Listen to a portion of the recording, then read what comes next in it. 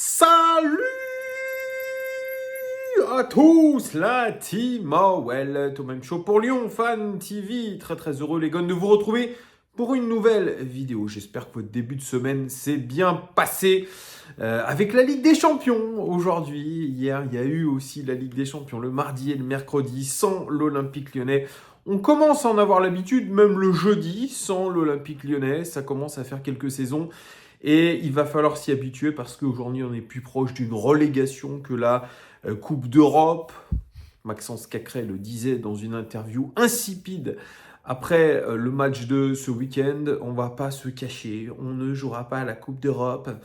Voilà, donc si tout le monde n'est pas au même diapason, eh bien, il faut vraiment se réveiller puisque, oui, l'Olympique Lyonnais joue le maintien et...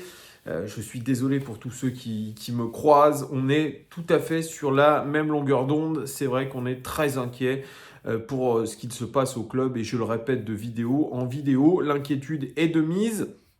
L'OL, bon dernier de cette Ligue 1, sans une victoire depuis quasiment 6 mois. Tout à fait. Et...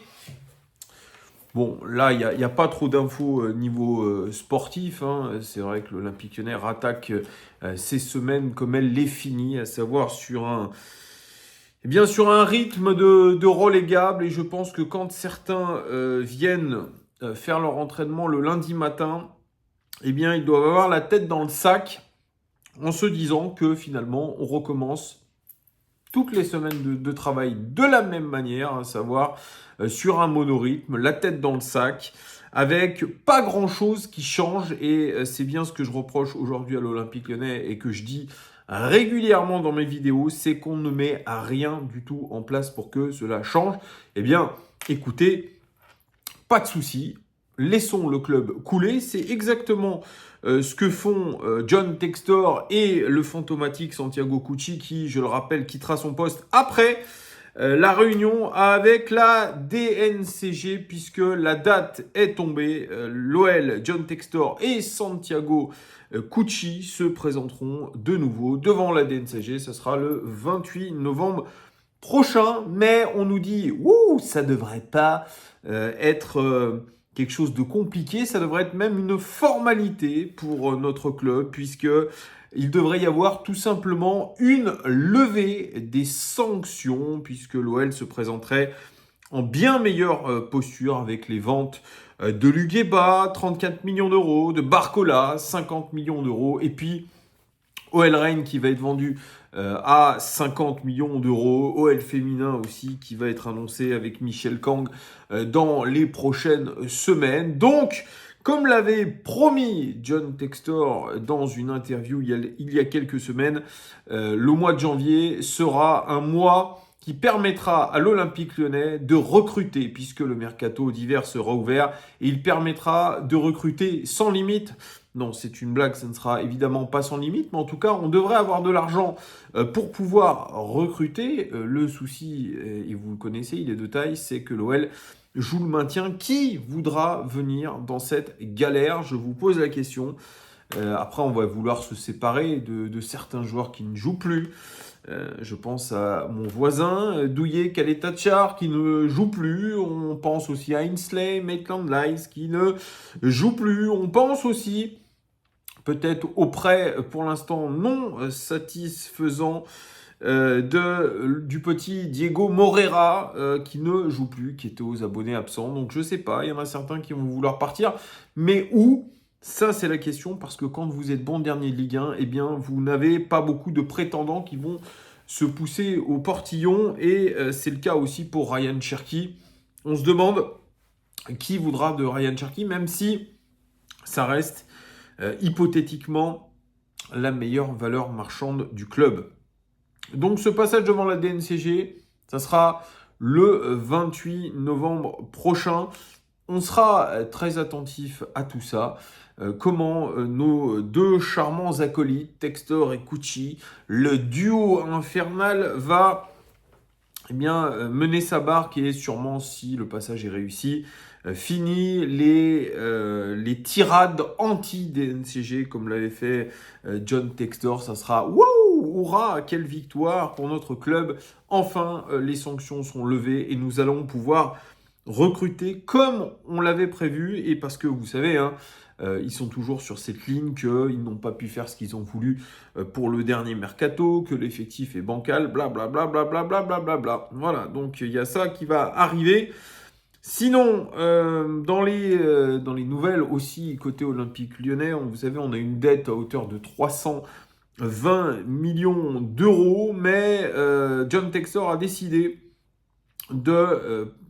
alors, on avait une dette, je crois, qui était détenue, hein, si j'ai les bons termes, par 13 banques. Et bien là, il a décidé de transférer cette dette aux États-Unis. Alors, qu'est-ce que ça change? J'en sais rien.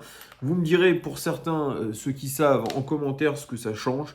Le fait qu'on transfère notre dette comme ça à l'étranger, en tout cas, c'est toujours là, c'est 320 millions de dettes. Alors, beaucoup d'actualités concernant la DNCG, le financier avec la dette aussi. Et puis, on est tenté de demander aujourd'hui à Jean-Michel Aulas de rendre 10 millions d'euros parce qu'il n'aurait pas rempli certaines clauses de son contrat, notamment des clauses de non-agression, de non-dénigrement du groupe OL Group, pardon, et surtout de faire une passation de pouvoir en toute tranquillité, dans le calme, chose qui n'a pas été faite. Et donc, Eagle serait en droit aujourd'hui de réclamer le remboursement par Jean-Michel Aulas de quelques 10 millions d'euros. Donc, on parle beaucoup d'argent, on parle bien... Et c'est du financier en ce moment, très peu de sportifs, du financier.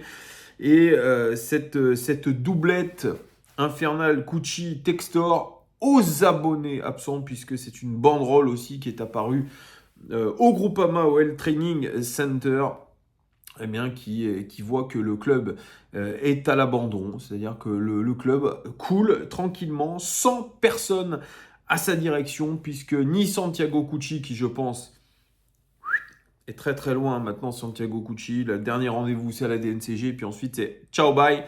Et John Textor, jamais là, plutôt préoccupé par l'avenir de Botafogo. D'ailleurs, Botafogo qui s'est fait rejoindre en championnat alors qu'ils avaient plus de 10 points d'avance à un moment donné. Donc là, je pense que les esprits s'échauffent. Il y a de la tension dans le groupe Eagle, chez John Textor aussi. On nous a mis l'ami Tony Parker à la place de tous ces petits guignols.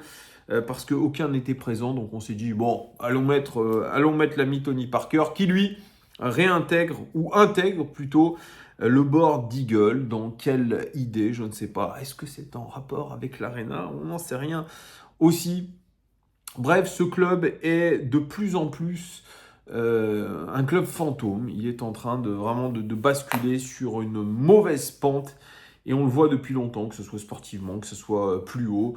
Rien ne va, et je ne comprends pas aujourd'hui quel est l'intérêt, quand vous rachetez un club, de le laisser couler progressivement. Moi, c'est quelque chose qui me sidère, et c'est quelque chose qui me laisse même pantois. Je ne vois pas aujourd'hui comment l'Olympique Lyonnais pourrait s'en sortir. Ne me parlez pas du mercato, comme je vous ai très bien expliqué. Je pense que le mercato ne changera rien. Pour moi, il y a une seule chose, et je le répète de vidéo en vidéo, je radote, c'est un préparateur mental de très haut niveau qui suit l'équipe et qui essaye de reprogrammer les têtes, redonner cette confiance que nous n'avons pas. Alors oui, peut-être qu'une victoire ferait grand bien, mais vous le savez, une victoire et ensuite ça serait peut-être encore une fois une défaite. Ce n'est pas assez. Aujourd'hui, dans notre cas, il faudrait une série de victoires pour pouvoir espérer remonter au classement et se donner de l'air. C'est absolument pas le cas aujourd'hui. Et on est en droit vraiment de se demander quelles sont les choses mises en place très concrètement aujourd'hui pour pouvoir redonner un petit peu de souffle à nos joueurs. Parce que, mettons-nous à leur place 2 minutes. Ils ont un stade qui est acquis à leur cause désormais, où même quand vous êtes dernier du championnat, vous avez quand même quelque chose comme, pas 42 000 spectateurs, hein, ils se foutent un petit peu de notre gueule parce qu'ils comptent tous les abonnés qui ne viennent pas au stade, mais on va dire une 30 000 supporters qui sont là tous les week-ends, qui sont là aussi en déplacement, et un stade qui a sa cause. Un entraîneur qui finalement a pris un énorme coup sur la tête avec les événements à Marseille, qui vit un début d'aventure à l'Olympique Lyonnais cauchemardesque, qui lui ne sait pas comment faire, personne ne sait comment faire. John Textor qui veut avoir la main mise sur tout à la fois, mais dans les faits, on voit qu'il n'y a rien du tout de la part de cet homme. Et c'est bien ça qui est de plus en plus difficile à appréhender. Pas de directeur sportif a priori. Je vous avais parlé de cet Allemand du Bayern Munich. Silence radio depuis quelques temps. C'est très compliqué. Il pourrait y avoir encore autre chose de compliqué puisque la LFP s'est saisie du dossier Olympique Lyonnais par rapport à nos supporters en déplacement qui avaient été absolument abominables pour certains. Attention, certains d'entre eux, signes nazis, cris de singe. Et puis tutti quanti, voilà, donc la LFP sera saisie. L'Olympique Lyonnais risque plusieurs sanctions, le stade à huis clos, une rencontre à huis clos, et puis même un retrait de points, ça tombe bien, on n'en a pas beaucoup, et bien on en aura peut-être encore moins. Donc la saison cauchemardesque va continuer du côté de l'Olympique Lyonnais. N'hésitez pas, les amis, à commenter cette vidéo et me dire ce que vous ressentez aujourd'hui par rapport à tout ce que je vous ai dit. Allez, je vous fais des gros bisous. Bonne Ligue des Champions pour ceux qui regardent. Et puis à très bientôt. Ciao!